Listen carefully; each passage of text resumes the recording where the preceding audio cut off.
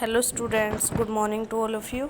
आज हम अपनी लोकतांत्रिक राजनीति जो बुक है उसका फर्स्ट लेसन सत्ता की साझेदारी कंटिन्यू पढ़ेंगे। इसमें हमने श्रीलंका के बारे में पढ़ लिया था। अब हम बेल्जियम की समझदारी के बारे में पढ़ेंगे।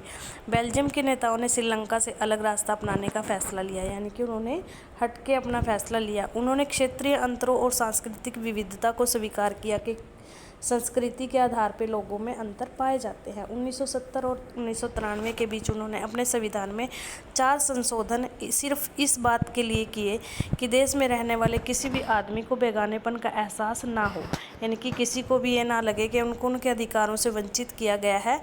तो इसलिए उन्होंने 4 संविधान संशोधन किए ताकि सभी लोग मिलजुल कर रह सके।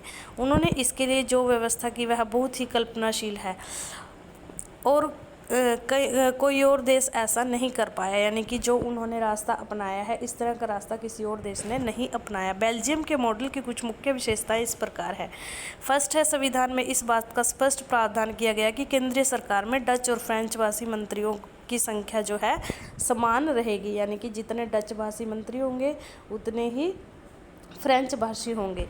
कुछ विशेष कानून तभी बन सकते हैं जब दोनों भाषी समूह के सांसदों का बहुमत उसके पक्ष में हो। इस प्रकार किसी एक समुदाय के लोग एक तरफा फैसला नहीं कर सकते। नेक्स्ट है, केंद्र सरकार की अनेक शक्तियां देश के 2 इलाकों की क्षेत्रीय सरकारों को सुदूर कर दी गई है, यानी कि राज्य सरकार पे जो है केंद्र सरकार के अधीन अब राज्य सरकारें नहीं रही थी। ब्रुसेल्स में अलग सरकार है और उसमें दोनों समुदाय का समान प्रतिनिधित्व है। फ्रेंच भाषी लोगों ने ब्रुसेल्स में समान प्रतिनिधित्व के इस प्रस्ताव को स्वीकार किया क्योंकि डच भाषी लोगों ने केंद्रीय सरकार में बराबरी का प्रतिनिधित्व जो है स्वीकार किया है। और इस तरह से जैसे श्रीलंका में गृह युद्ध हुआ था तो बेल्जियम में गृह युद्ध होने से बच गया था। गृह युद्ध क्या होता है? किसी मुल्क में सरकार विरोधी समूहों की हिंसक लड़ाई ऐसा रूप ले ले कि वह युद्ध सा लगे, यानी कि वो रियल में युद्ध नहीं होता, यानी कि सरकार विरोधी कोई समूह सरकार के विरुद्ध यदि आवाज़ उठाता है तो वो हिंसक रूप ले लेती है और ऐसा प्रतीत होता है कि युद्ध हुआ हो, तो उसको हम कहेंगे गृह युद्ध। नेक्स्ट है, केंद्र और राज्य सरकारों के अलावा यहाँ एक तीसरे स्तर की सरकार भी काम करती है, यानी सामुदायिक सरकार। इस सरकार का चुनाव एक ही भाषा बोलने वाले लोग करते हैं, यानी कि पूरा समुदाय अपनी सरकार को चुनता है। डच, फ्रेंच और जर्मन बोलने वाले समुदाय के लोग चाहें वे जहाँ भी रहते हों इस सामुदायिक सरकार को चुनते हैं। इस सरकार को संस्कृति, शिक्षा और भाषा जैसे मसलों पर फैसला लेने का अधिकार है, यानी कि जैसे अपने समुदाय के ये सारे फैसले ये खुद करते हैं। आपको बेल्जियम का मॉडल कुछ जटिल लग सकता है, निश्चित रूप से यह जटिल है। खुद बेल्जियम में रहने वाले लोगों के लिए भी यह मुश्किल है, पर यह व्यवस्था बेहद सफल रही है। इससे मुल्क में गृह युद्ध की आशंकाओं पर विराम लग गया है, वरना गृह युद्ध की स्थिति में बेल्जियम भाषा के आधार पर 2 टुकड़ों में बंट गया होता। जब अनेक यूरोपीय देशों ने साथ मिलकर यूरोपीय संघ बनाने का फैसला लिया तो ब्रुसेल्स को जो है उसका मुख्यालय चुन लिया गया। बेल्जियम और श्रीलंका की इन कथाओं से हमें क्या शिक्षा मिलती है? दोनों ही देश लोकतांत्रिक हैं, फिर भी सत्ता में साझेदारी के सवाल को उन्होंने अलग अलग ढंग से निपटाने की कोशिश की। बेल्जियम के नेताओं को लगा कि विभिन्न समुदायों और क्षेत्रों की भावनाओं का आदर करने पर ही देश की एकता संभव है, यानी कि जितने भी देश में जो समुदाय रहते हैं उन सबको की जो भावनाएं हैं उनका हमें आदर करना चाहिए। और इस एहसास के चलते दोनों पक्ष जो है सत्ता में साझेदारी करने पर सहमत हुए। श्रीलंका में ठीक उल्टा रास्ता अपनाया गया। इससे यह पता चलता है कि अगर बहुसंख्यक समुदाय दूसरों पर प्रभुत्व कायम करने और सत्ता में उनको हिस्सेदारी न बनाने का फैसला करता है तो इससे देश की एकता ही संकट में पड़ सकती है, यानी कि हमें सभी को बराबर समझ के ही चलना पड़ेगा। नेक्स्ट है, सत्ता की साझेदारी क्यों जरूरी है? इस प्रकार सत्ता के बंटवारे के पक्ष में 2 तरह के तर्क दिए जा सकते हैं। पहला, सत्ता का बंटवारा ठीक है क्योंकि इससे विभिन्न सामाजिक समूहों के बीच टकराव का अंदेशा कम हो जाता है, यानी कि टकराव को रोका जा सकता है। चूँकि सामाजिक टकराव आगे बढ़कर अक्सर हिंसा और राजनीतिक अस्थिरता का रूप ले लेता है, इसलिए सत्ता में हिस्सा दे देना राजनीतिक व्यवस्था के स्थायित्व के लिए अच्छा है। बहुसंख्यक समुदाय की इच्छा को बाकी सभी पर थोपना तात्कालिक तौर पर लाभकारी लग सकता है, पर आगे चलकर यह देश की अखंडता के लिए, देश की एकता के लिए मुश्किल पैदा कर सकता है और घातक हो सकता है। बहुसंख्यकों का आतंक सिर्फ अल्पसंख्यकों के लिए ही परेशानी पैदा नहीं करता, अक्सर यह बहुसंख्यकों के लिए भी बर्बादी का कारण बन सकता है। सत्ता का बंटवारा लोकतांत्रिक व्यवस्थाओं के लिए ठीक है। इसके पक्ष में एक और बात कही जा सकती है और वह बात कहीं ज़्यादा गहरी है।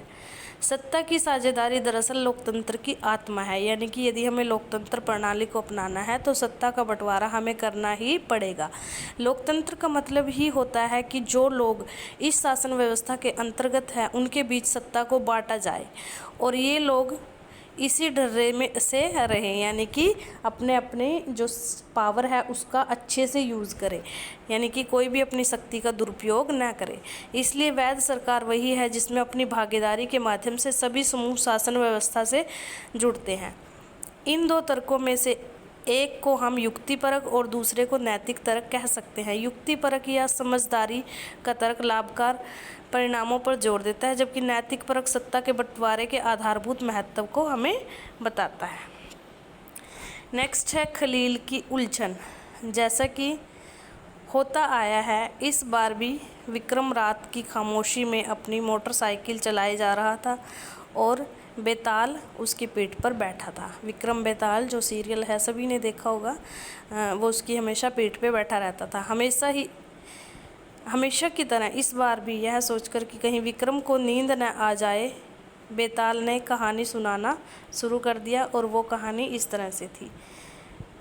बेरूत शहर में खलील नाम का एक आदमी रहा करता था। उसके माँ बाप अलग अलग समुदाय के थे, यानी कि माँ अलग समुदाय से बिलोंग करती थी और उसके पिताजी जो है बाप उसका अलग समुदाय से। उसके पिता ऑर्थोडॉक्स ईसाई थे और उसकी माँ थी सुन्नी मुसलमान। आधुनिक शहर के लिए यह कोई अनूठी बात न थी। लेबनान में अलग अलग समुदाय के लोग रहते थे और राजधानी बेरूत में भी बस जाते थे। वे साथ रहते थे, मेलजोल होता था, पर गृह युद्ध में वे एक दूसरे से लड़ते भी थे। खलील का एक चाचा ऐसी ही लड़ाई में मारा गया था। गृह युद्ध की समाप्ति के बाद लेबनान के सारे नेता साथ मिलकर बैठे और विभिन्न समुदायों के बीच सत्ता के बंटवारे की कुछ बुनियादी नियमों पर सहमत हुए और इन नियमों के अनुसार तय हुआ कि देश का राष्ट्रपति मैरोनाइट पंथ का कोई कैथोलिक ही होना चाहिए, सिर्फ सुन्नी मुसलमान ही प्रधानमंत्री हो सकता है। यानी कि उन्होंने कहा कि राष्ट्रपति बनेगा तो सिर्फ मैरोनाइट पंथ का कैथोलिक होना चाहिए वो, और जो प्रधानमंत्री बनेगा वो कौन बनेगा, सुन्नी मुसलमान। उप प्रधानमंत्री का पद ऑर्थोडॉक्स ईसाई और संसद के अध्यक्ष का पद शिया मुसलमान के लिए तय हुआ और इस समझौते के अनुसार आगे से ईसाई फ्रांस के संरक्षण की मांग नहीं करेंगे और मुसलमान भी पड़ोसी सीरिया के साथ एकीकरण की मांग छोड़ने पर सहमत हुए। और जब ईसाइयों और मुसलमानों के बीच यह समझौता हुआ था तब दोनों की आबादी लगभग बराबर थी। बाद में मुसलमान स्पष्ट रूप से बहुमत में आ गए, पर दोनों पक्ष अभी भी उस समझौते का आदर करते हुए उसे मान रहे हैं। खलील को इस समझौते में बड़ी गड़बड़ी लगती है और वह राजनीतिक महत्वाकांक्षा वाला लोकप्रिय व्यक्ति है, लेकिन मौजूदा व्यवस्था के रहते वह सबसे बड़े पद पर पहुंच ही नहीं सकता था। वह न तो माँ के धर्म को मानता था और न ही पिता के। असल में वह चाहता ही नहीं था कि उसे किसी भी धर्म को से जोड़कर पहचाना जाए। उसे समझ में नहीं आता कि लेबनान भी अन्य सामान्य लोकतंत्रों की तरह क्यों नहीं चलता। उसका कहना है सिर्फ चुनाव कराइए, हर किसी को चुनाव लड़ने की आज़ादी दीजिए, जिसे सबसे ज़्यादा वोट मिले वह राष्ट्रपति बन जाए, भले ही वह किसी भी समुदाय का क्यों ना हो। लेकिन उसने जिन बड़े बुजुर्गों ने गृह युद्ध देखा है उनका कहना था कि मौजूदा व्यवस्था ही शांति बनाए रखने की अच्छी गारंटी है। यानी कि कहते हैं कि जैसे उन्होंने कहा है रूल रेगुलेशन जिस समुदाय को जोन सी पोस्ट दी है उसके अकॉर्डिंग यदि हम चुनेंगे, कहते हैं तभी शांति बनी रहेगी। अभी कहानी ख़त्म भी नहीं हुई कि वे टीवी टावर के पास पहुंच गए। यहाँ वे रुक सकते थे। बेताल ने जल्दी से कहानी ख़त्म की और अपना सवाल विक्रम से पूछा, अगर आपको लेबनान का कानून फिर से लिखने का अधिकार होता तो आप क्या करते? क्या आप पुरानी व्यवस्था ही चलने देते या फिर आप कुछ नया करते? बेताल विक्रम और उसके बीच हुए समझौते को दोहराना नहीं भूला। अगर उसके दिमाग में स्पष्ट जवाब है तो आप फिर भी नहीं बताते तो अपनी मोटरसाइकिल जाम हो जाएगी और आप आगे नहीं बढ़ पाएंगे। क्या आप बेचारे विक्रम को बेताल के सवाल का जवाब देने में मदद करेंगे? यानी कि आपने खुद ये सोचना है कि क्या सही हो सकता है। अगर हम लोकतंत्र के हिसाब से देखें तो चुनाव प्रणाली ही बेस्ट मेथड होती है, जबकि कास्ट वाइज हम ना चुने तो लोकतंत्र का मतलब ही यही होता है कि जनता का जनता के लिए जनता के द्वारा शासन, यानी कि हमें अपना जो नेता है वो चुनने का अधिकार होना चाहिए। तो नेक्स्ट है सत्ता की साझेदारी के रूप। राजनीतिक सत्ता का बंटवारा नहीं किया जा सकता। इसी धारणा के विरुद्ध सत्ता की साझेदारी का विचार सामने आया था। लंबे समय से यही मान्यता चली आ रही थी कि सरकार की सारी शक्तियां एक व्यक्ति या किसी खास स्थान पर रहने वाले व्यक्ति समूह के हाथ में रहनी चाहिए। अगर फैसले लेने की शक्ति बिखर गई तो तुरंत फैसले लेना और उन्हें लागू करना संभव नहीं होगा। लेकिन लोकतंत्र की एक बुनियादी सिद्धांत है कि जनता की ही सारी राजनीतिक शक्ति का स्रोत है। इसमें लोग सब शासन की संस्थाओं के माध्यम से अपना शासन चलाते हैं।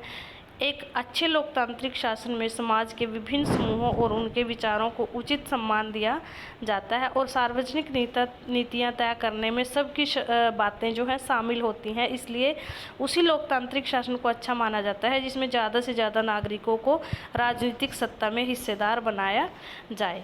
आधुनिक लोकतांत्रिक व्यवस्था में सत्ता की साझेदारी के अनेक रूप हो सकते हैं। आइए हम कुछ प्रचलित उदाहरणों पर गौर करें। फर्स्ट है शासन के विभिन्न अंग जैसे विधायिका, कार्यपालिका और न्यायपालिका के बीच सत्ता का बंटवारा रहता है। इसे हम सत्ता का क्षैतिज वितरण कहेंगे। यानी कि ये क्वेश्चन आएगा आपके पास, यहाँ से क्वेश्चन बनता है कि सत्ता का क्षैतिज वितरण क्या होता है। तो इसका आंसर आएगा कि यदि सत्ता जो है शासन के विभिन्न अंगों के बीच में, यानी कि कार्यपालिका, विधायिका और न्यायपालिका के बीच सत्ता का बंटवारा होता है तो उसको हम कहेंगे सत्ता का क्षैतिज वितरण, क्योंकि इसमें सरकार के विभिन्न अंग एक ही स्तर पर रहकर अपनी अपनी शक्ति का उपयोग करते हैं। ऐसे बंटवारे से यह सुनिश्चित हो जाता है कि कोई भी एक अंग सत्ता का असीमित उपयोग नहीं कर सकता। हर अंग दूसरे पर अंकुश रखता है। इससे विभिन्न संस्थाओं के बीच सत्ता का संतुलन बनता है। लोकतांत्रिक संस्थाओं के बारे में 9वीं कक्षा में पढ़ते हुए हमने देखा था कि हमारे देश में कार्यपालिका सत्ता का उपयोग करती जरूर है पर यह संसद के अधीन कार्य करती है। न्यायपालिका की नियुक्ति कार्यपालिका करती है पर न्यायपालिका ही कार्यपालिका पर और विधायिका द्वारा बनाए गए कानूनों पर अंकुश रखती है। इस व्यवस्था को नियंत्रण और संतुलन की व्यवस्था भी कहते हैं। यहाँ से आपका एक क्वेश्चन और बन गया कि नियंत्रण और संतुलन की व्यवस्था किसे कहते हैं। ठीक है, तो नेक्स्ट है सरकार के बीच भी विभिन्न स्तरों पर सत्ता का बंटवारा हो सकता है, जैसे कि पूरे देश के लिए एक सामान्य सरकार हो और फिर प्रांत या क्षेत्रीय स्तर पर अलग अलग सरकारें रहें। पूरे देश के लिए बनने वाली ऐसी सामान्य सरकार को अक्सर संघ या केंद्र सरकार कहते हैं। प्रांतीय क्षेत्र स्तर की सरकारों को हर जगह अलग अलग नामों से पुकारा जाता है। भारत में हम इन्हें राज्य सरकार कहते हैं। हर देश में बंटवारा ऐसे ही नहीं है। कई देशों में प्रांतीय क्षेत्रीय सरकारें नहीं हैं, लेकिन हमारी तरह जिन देशों में ऐसी व्यवस्था है वहाँ के संविधान में इस बात का स्पष्ट उल्लेख है कि केंद्र और राज्य सरकारों के बीच सत्ता का बंटवारा किस तरह होगा। बेल्जियम में तो यह काम हुआ है पर श्रीलंका में नहीं हुआ है। राज्य सरकारों से नीचे के स्तर की सरकारों के लिए भी ऐसी ही व्यवस्था हो सकती है। नगर पालिका और पंचायतें ऐसी ही इकाइयां हैं। उच्चतर और निम्नतर स्तर की सरकारों के बीच सत्ता के ऐसे बंटवारे को ऊर्ध्वाधर कहा जाता है। यहाँ से आपका सेकंड क्वेश्चन बन रहा है कि सत्ता का ऊर्ध्वाधर वितरण क्या होता है। तो इसमें आएगा उच्चतर और निम्नतर स्तर की सरकारों के बीच सत्ता के बंटवारे को सत्ता का ऊर्ध्वाधर बंटवारा कहते हैं। हम अगले अध्याय में इस पर विस्तार से चर्चा करेंगे। थर्ड है सत्ता का बंटवारा विभिन्न सामाजिक समूहों मसलन भाषाई और धार्मिक समूहों के बीच भी हो सकता है। बेल्जियम में सामुदायिक सरकारी इस व्यवस्था का अच्छा उदाहरण है।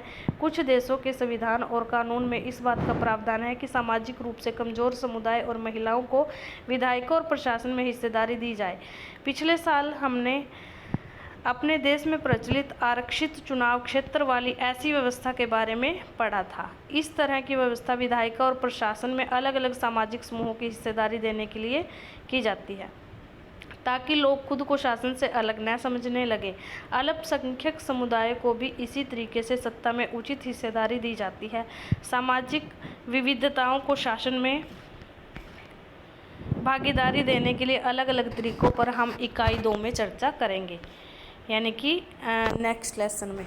तो 4th पॉइंट है, सत्ता के बंटवारे का एक रूप हम विभिन्न प्रकार के दबाव समूह और आंदोलनों द्वारा शासन को प्रभावित और नियंत्रित करने के तरीकों में भी लक्ष्य कर सकते हैं। लोकतंत्र में लोगों के सामने सत्ता के दावेदारों के बीच चुनाव का विकल्प जरूर रहना चाहिए, यानी कि चुनाव जरूर होने चाहिए। समकालीन लोकतांत्रिक व्यवस्थाओं में यह विकल्प विभिन्न पार्टियों के रूप में उपलब्ध होता है। पार्टियां सत्ता के लिए आपस में प्रतिस्पर्धा करती हैं।